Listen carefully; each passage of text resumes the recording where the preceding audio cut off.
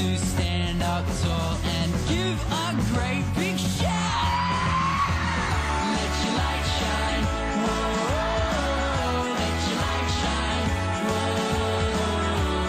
Let your light shine and let Jesus shine through. 'Cause I'm not scared, I'm gonna let my light shine. And you're not scared, 'cause you're gonna let your light shine. We're not scared, we're gonna let our light shine. 'Cause Jesus is Lord, and he's gonna let his light shine. You ready? You see it? Let your light shine, whoa, let your light shine, whoa.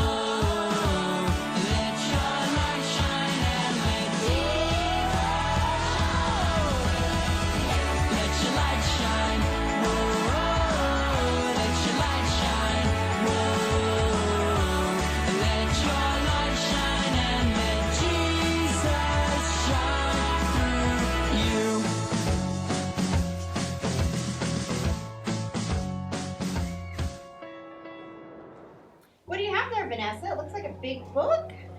Well, I've decided to write a book called A Long and Happy Life. I'm going to travel all over the world to different places to see different people and find out ways to live a long, happy life. Oh, that sounds pretty cool, but why is your book empty? Because there's nothing on those pages. Well, there's nothing in it yet, but in a few more years, it will be filled with the answers people have been searching for their whole life.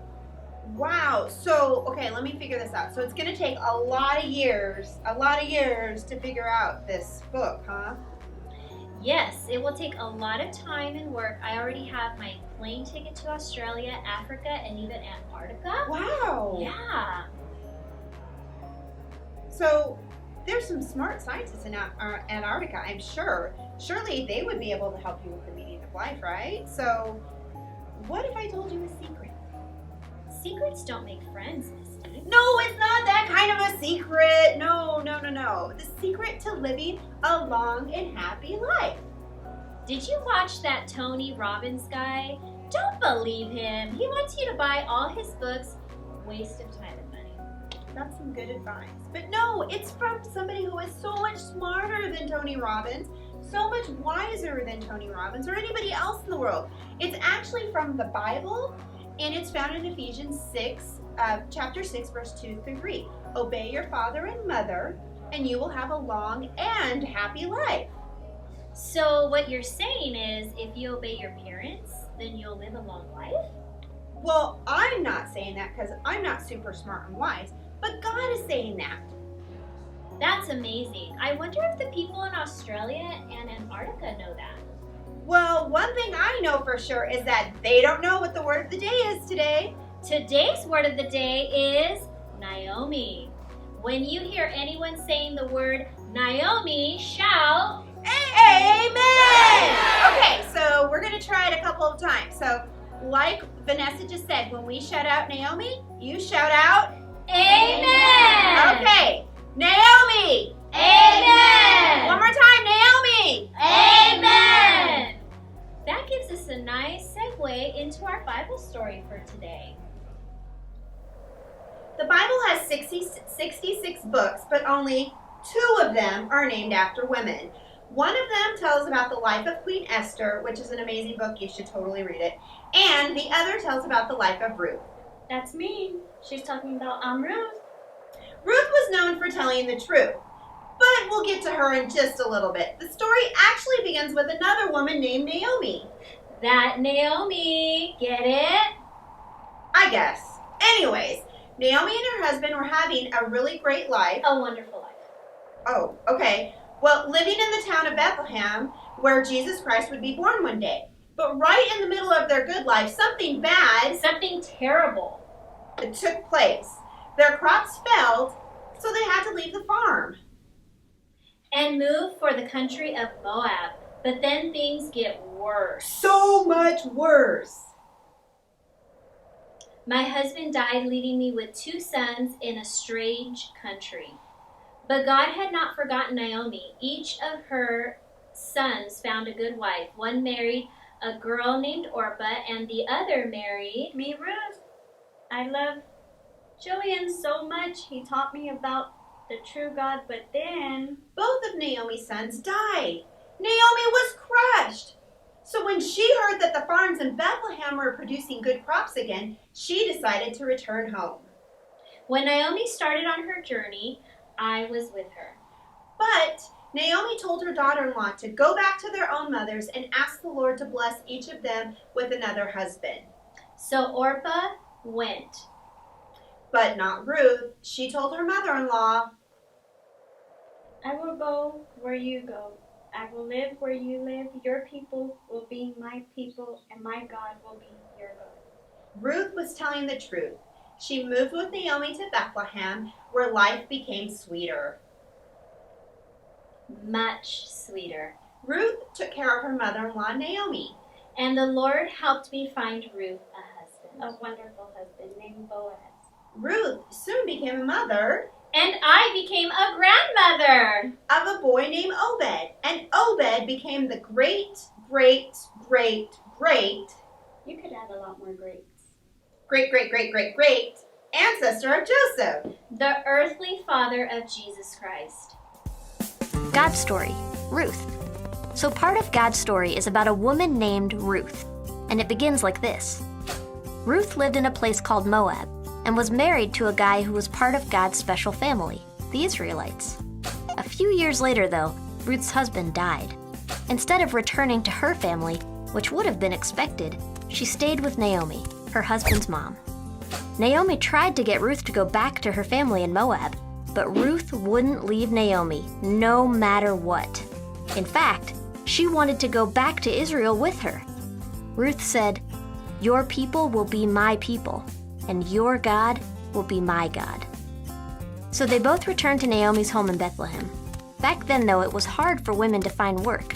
Usually, they had to be taken care of by their husband or a dad. It's really hard to imagine that now, but Naomi and Ruth might not have even known how they'd survive. At first, to get food, Ruth went to the fields of a man named Boaz and followed his harvesters around. If they dropped anything, even just a piece of grain, she picked it up. This was called gleaning. Ruth worked from morning to night and barely even took a break. Boaz noticed. He told his workers to leave behind some extra grain for her to gather. When Naomi heard about this, she was overjoyed because Boaz was Naomi's relative and what's called a family redeemer. That meant that it was his responsibility to take care of his family. If anybody was going to rescue Ruth and Naomi, it was Boaz. Kids, we have a redeemer too. It's Jesus. He's the one who saves us. Anyway, this gave Naomi an idea. She told Ruth to put on her best clothes and perfume and then go to the place where Boaz was sleeping. Naomi said that once Boaz had gone to sleep, Ruth should lay down by his feet. Now, this may sound like a weird plan, but it was actually really brave. Ruth trusted Naomi and obeyed. When Boaz woke up, he was surprised. After all, someone was lying at his feet. That's not exactly a normal night. When Boaz asked who Ruth was, she said, "I am your servant. You are my family redeemer." Now Boaz understood. Ruth wanted Boaz to marry her so that she and Naomi would both be taken care of. Boaz agreed. This was a huge deal. Ruth wasn't an Israelite, but she wanted to follow God anyway. By marrying Boaz, she got to officially be part of God's family.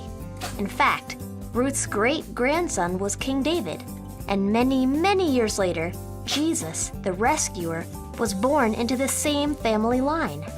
Now, because of Jesus, we get to be a part of God's family too. So, in case you missed it, here's the quick version. Ruth was from Moab. Her husband died. Ruth was left with his mom, Naomi. Naomi told her to go home. Ruth said no. She went to Israel with Naomi. They needed someone to take care of them. Ruth gleaned in a field. Boaz noticed. He left extra grain for Ruth. Naomi made a plan. Ruth obeyed it. She wanted to marry Boaz. He agreed. Ruth became part of God's special family. and we can too. And that's a part of God's story. Boys and girls, why do you think Ruth was blessed with a good husband? Because she told the truth and stayed with her family?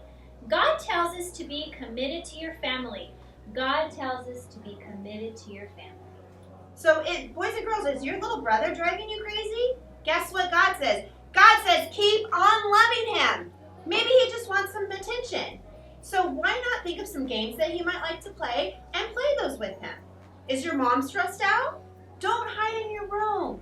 Look for ways that you can help around the house to lessen her load. Be committed to your family. No matter what happens in your family, stick with it. Keep going. Do the best for your family. Are your parents arguing a lot?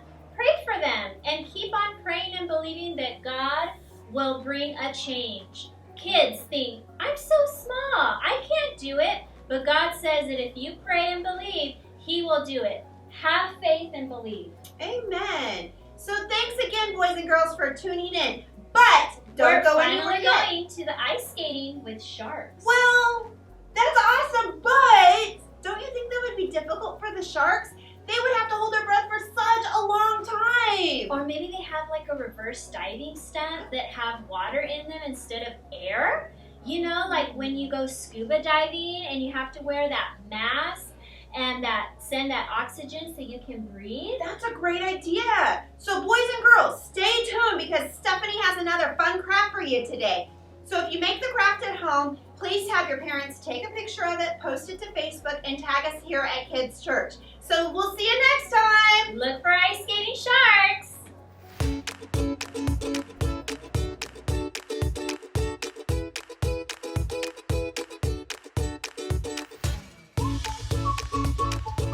Hi boys and girls, it's Stephanie here and this is my daughter Caitlin. Today we're going to do a really cool craft. Now our lesson today has been about family, how important family is. So we are going to make today is our own family tree. So this is going to be really easy and really fun to do. You can get your family involved, and so this is the steps. So to do this craft, you need colored pencils or crayons, that's fine too. A marker, either black marker or brown marker, some kind of dark colored marker, and glue stick, some scissors, and you need white and green paper. One white, one green paper. So what you do is first is you get your white paper and you get your right hand or your left hand, doesn't matter. You're probably gonna need a helper for this. So you get your hands, you kind of spread them out like this, and you're going to put them right on top of your paper, and you're going to trace around your paper. So let's do that first, and you're going to trace it with your marker, either black marker, brown marker, doesn't matter, just a dark color is good. So you're going to either do it yourself, or you can have a helper, maybe a sister, a brother, a mom or dad help you, and all you're going to do is you're going to trace your hand. Now this is going to represent on your family tree, this is going to be like your stump, basically, of your hand. So after you do that, it should look something like this. So this step, all you do is just obviously, on the tree stumps are brown, so you're gonna get your colored pencils and you can color brown, you can put some grass, you can put a sun, you can put anything you want in it, color it and make it your own. So then that's done. So the next step you're gonna do is you're going to get your green paper. It could be construction paper. Now these are going to be your leaves. So if you want to do yellow, you can probably do yellow too if you want to do yellow or red or green. You're going to cut out leaves. As much as you want, as many leaves as you want. And then what you're going to do in the leaves is you are going to write with the marker, with your dark marker, you can write the names. You can put me, you can put mom, dad, brother, sister, grandma, grandpa, and an uncle, any kind of family members that you have, you write their name, or if you really want to make it really pop, you can even put their picture on it, or you can even draw a picture. It's just whatever you want to do, however much time you have. If you want to draw a picture of them and write their name, that's great too. Just make it your own. So you're gonna cut out leaves and you're gonna put either the name or whatever on every family member that you can think of. So after you do that, you cut them all out and you put their names on it and pictures, whatever you wanna do. After you get done with that, then you are going to bring back your paper and you're going to glue all of your leaves. These are going to be all your branches, all the leaves, all over, everywhere you can think of. It doesn't matter. It's not perfect. There's no certain spot. Wherever you want to put it, you can glue them. So, and the end result, after all done, it will be this. You will have your own family tree. As you can see, Caitlin put on there, she put me, sister, dad, mom, great grandma, Grandma Karen, Nana, Papa, any family members you want to put.